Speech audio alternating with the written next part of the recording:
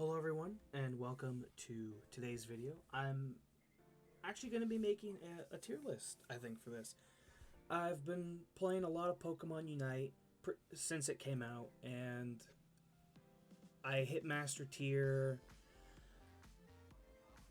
I think, a week by now. I have not uploaded the video for that yet, though it should come out the same day as this video, as I think it would be fitting that the same day I hit Master Rank is also the day I give my thoughts on the meta of the game, at least when it comes to Pokemon. We're going to start with good old-fashioned Venusaur. So Venusaur, as of the last big patch, which introduced Sylveon to the game, Venusaur has become very rampant and is almost exclusively going the Life Drain and Petal Dance build. And what this build allows Venusaur to do is run around the field at literally Mach 10, just chasing down even the likes of Greninja and Charizard in his ult, and just never dying, healing all the time, and doing mass amounts of damage with no skill shot interaction. So it's pretty much a press two buttons and then just spam your auto attack and run people down. And most people have been going the typical build, which is Muscle Band for the attack speed, and then Focus Sash for the extra HP, and the heal when you get below a certain health threshold. I can't remember what the health threshold is off the top of my head, but I want to say it's like 15-20% HP, and you start getting healed a lot. And then the Buddy Barrier, which is you get a 30% shield for you and your closest lowest HP ally for 30% of your max HP. As well as it gives you a base stat of extra HP.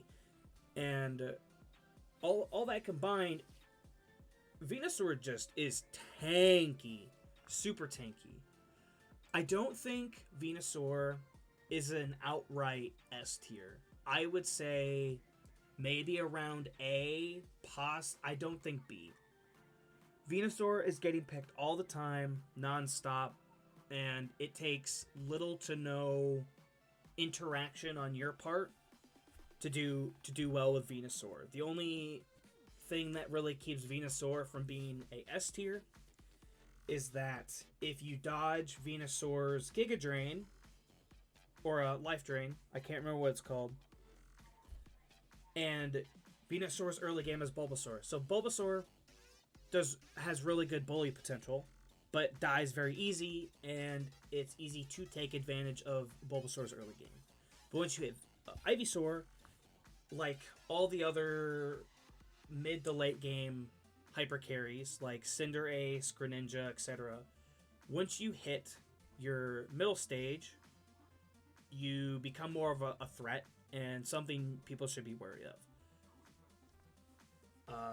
But even given that, if Bulbasaur has someone who can really elevate his early game, like a support, say, a really good example I think would be Eldegoss, where you just perma-heal him and help Bulbasaur kite, or a Chansey, then Bulbasaur can go above and beyond. You can bully the enemy laners, and you can steal all their farm, and there's practically nothing they can do about it, unless the jungler comes or you severely misstep and misposition, and you get blown up and killed. It takes effort to kill Venusaur, given the current build, but I don't think it's, like, just game over when Venusaur gets to where he wants to be. Next, we're going to do Charizard.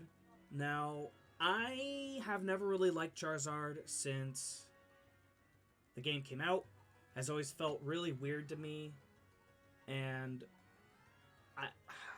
I don't have a lot of personal play experience, but my cousin really likes Charizard, and he thinks Charizard is around like B or C.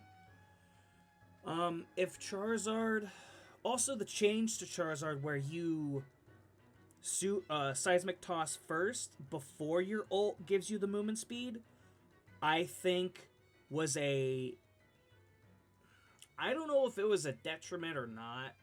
It was more like a power swap, because a lot of Charizards, at least in Veteran Ultra and Master, they weren't using Seismic Slam.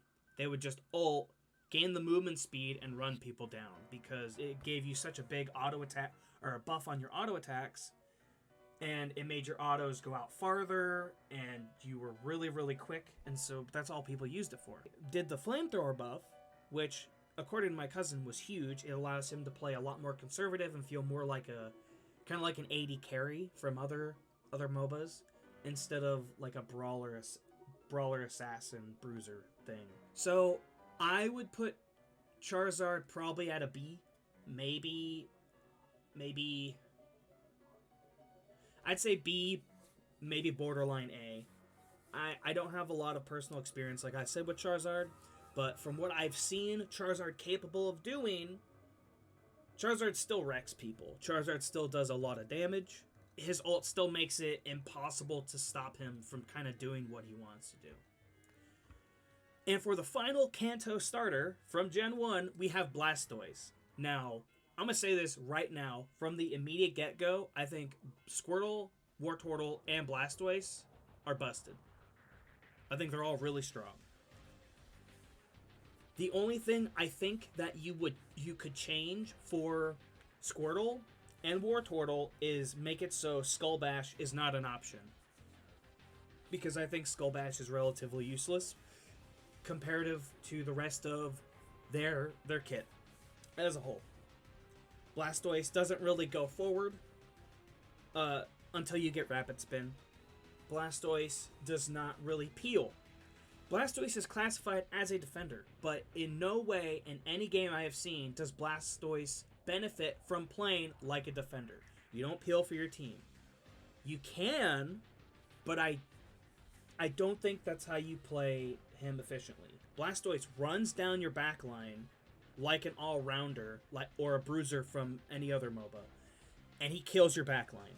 They can't get away from him. They can't kill him very quickly. And with the Spout Spin build, which is Water Spout, and Rapid Spin, you can't get away from him. And he half-healths you or more in the blink of an eye. And he's unstoppable while in Rapid Spin. He gains increased defenses from Rapid Spin when you get the upgrade. His ult gives him a massive shield, and then if you take Buddy Barrier, it's an even bigger shield. He gains crazy movement speed from his ult, and even if he has no offensive held items, his ult still half-healths you every time. Alright, so now I'm going to cut this part and try to look for the next Pokemon that... Oh, hey, look, there's Jiggly and Wigglytuff right there. Perfect. Never mind, I don't have to cut anything. So next we're going to go to Wigglytuff, purely for absolute and utter convenience. So Wigglytuff was really strong at the game's release, and has kind of fallen out of favor ever since the initial nerfs to Wigglytuff's defenses. Or, no, they nerfed Wigglytuff's offensive capabilities, but buffed her defenses. I think that's what it was. But Wigglytuff still does mad damage. I think when it comes to supports, she's on the lower tier. But if you don't play her like a support, she feels a lot better. So I think the most optimal build right now is, I think it's Double Slap, right? Double Slap Sing. I think that's the build. I know Sing is one of them. I can't remember what. She has a move where she slaps people a couple times. I would say she's B, maybe C tier. I'm gonna go with B. I think she's got some serious firepower early game for sure, and she's really good at pushing the lane's lead, but not necessarily good at later stages of the game where it becomes a Zapdos coin flip. So if you like really good early game characters in MOBAs, like Renekton from League of Legends, or I haven't played Smite in forever. Is Fenrir still an early game character from Smite? But those would be my examples. Wigglytuff is very good. She has really good early game. She's really good at pushing a lead and kind of just nullifying the enemy's chances of getting back into the game if you apply appropriate pressure. Also, her objective control is pretty good with her ult and Sing as well, so keep that in mind. Pikachu. Pikachu is the most mage-like character in this game, aside from Gardevoir. Pikachu feels like a zone control character with a... kind of like an artillery mage. If you like characters like Lux or Xerath from League, or Ra from Smite, then I feel like you would really like Pikachu.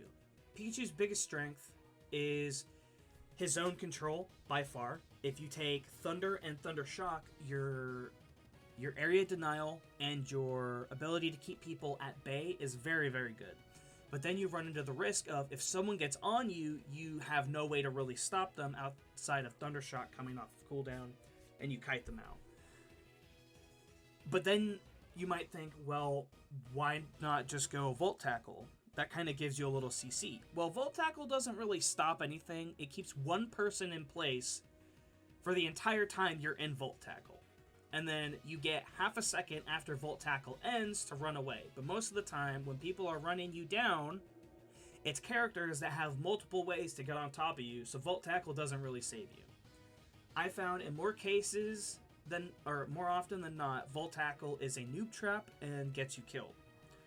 My go-to build with Pikachu is Electro Ball and Thunder Shock. I really like Thunder. I love Thunder. It's my favorite move for Pikachu, but it's not as good as Electro Ball for just pure consistent damage. And probably a B, personally. Pikachu has a lot of kit, or has a good kit for keeping people away, but when people get on top of him, he doesn't have a lot of options. He's really good if you have someone who can peel for him, then he's an absolute monster. But there are better options for the role that Pikachu can fulfill with less risk. And to go along with that, we have Alola Ninetales. Without any explanation, or before I get in my explanation, I'm going to put Alola Ninetales in A tier. And I think Alola Ninetales is A tier purely because Alola Ninetales, I think, is easier to play than Pikachu.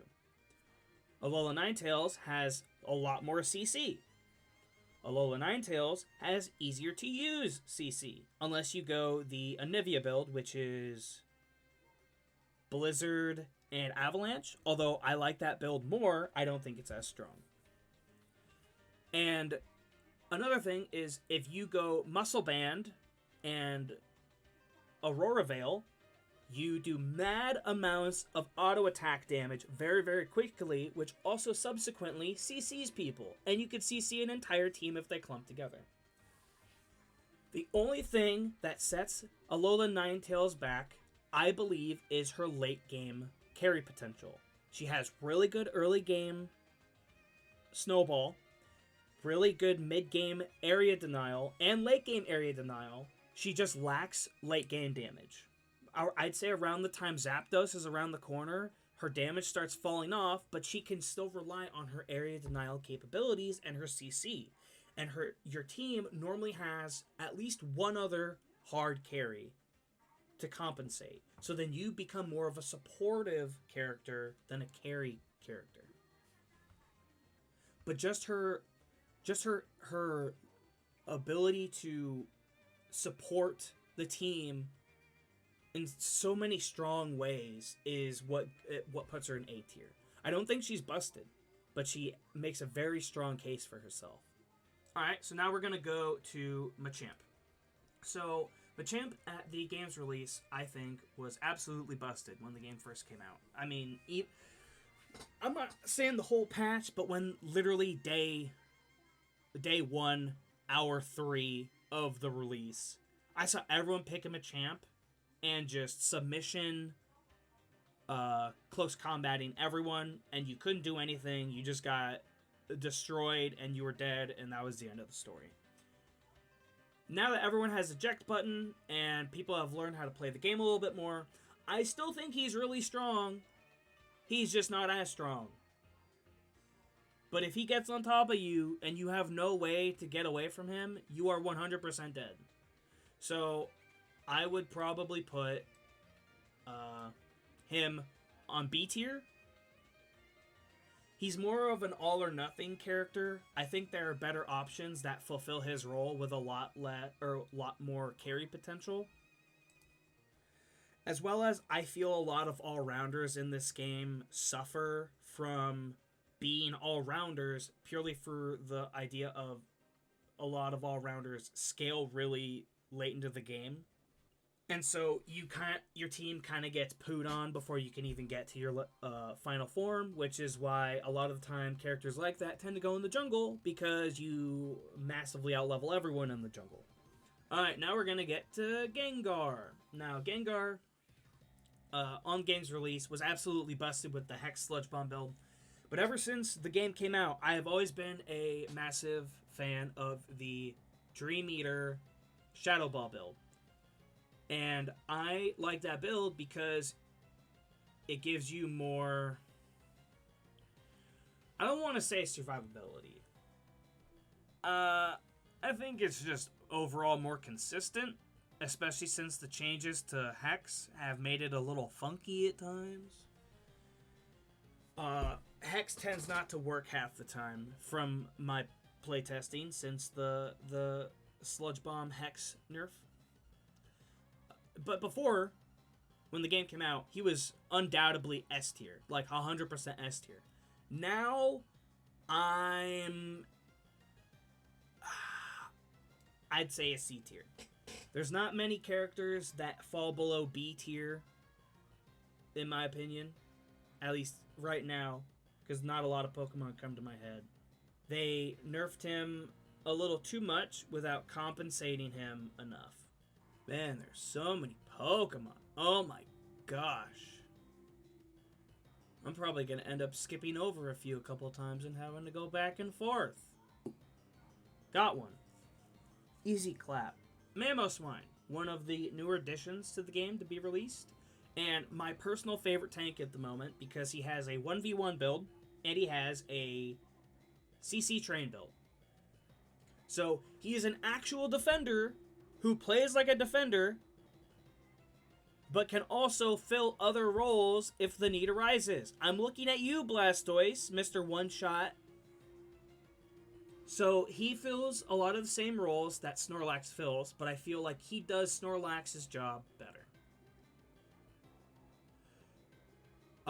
Mamoswine's main weakness are characters with CC immunity or a lot of dashes, because his moves come out slow or don't have a lot of reach. Mostly Icicle Fang doesn't have a lot of reach. His main weakness are actually the characters that most of the times tanks are there to stop, which are the speedster characters. Speedster characters and a couple of the, what are they called? All-rounders. Like Charizard and Machamp. He cannot deal with at all because they CC immune, or if you take submission as Machamp, at least. If you don't take submission, and he takes the duelist build, I actually think he beats Machamp. But if you have CC immunity or a lot of dashes and you do it right, he can't fight you at all. But when he does get his stuff to hit, it works very well, and I love him a lot. I wouldn't say he's A. I'm going to put him... Oh, gosh. I don't want to put everyone in B. But I'd say he's better than Pikachu. He's better than Wigglytuff. He loses to these characters. He loses to Charizard and Machamp, but I do think he's better than them. If I could put like a B+, I think I would, just for Mamo. He's not quite B, but he's not quite A either. He's like right in that middle ground. Oh, one that I skipped over is Slowbro. which was one of the 2 starter tanks in the game. When the game first came out, Slowbro was seen as worse than Snorlax because Snorlax just one-shot everyone and never died. Then they nerfed Snorlax, and people started playing Slowbro a little bit more. And then they came out with Blastoise, and he got completely overshadowed again because tanks started one-shotting everyone again.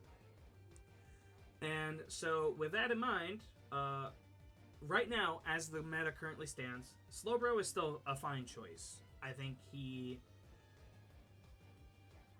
is really good at pretty much everything Mamo is bad at, Slowbro excels at. Mamo is good at engaging and starting up fights, whereas Slowbro is good at slowing down the fights and stopping the enemy from doing what they want. Slowbro feels more like a support than a tank, I guess is where I'm going at. Although, a lot of the time when I see Slowbro now, they don't actually do the CC support build, which is Surf Telekinesis. They do Amnesia Scald, and they try to just kill people, which I don't know if I fully agree with that decision. I'm going to go, like, below Pikachu. Actually, how good is he? He's pretty tanky. His early game's trash. His mid game's really good. And his late game's really good. So, yeah, I guess I'd put him... Actually, you know, I'm gonna redo that. I'm gonna put Pikachu above Charizard. I think Pikachu's more consistent. But anyways, back to Slowbro. I think Slowbro is above Wigglytuff by a little bit. Whereas Wigglytuff is only good, or only real strength is early game and a little bit into mid game. Slowbro's strength is everywhere after early game. Once he hits Slowbro, or after he's away from Slowpoke and it's Slowbro, I think he's really, really strong.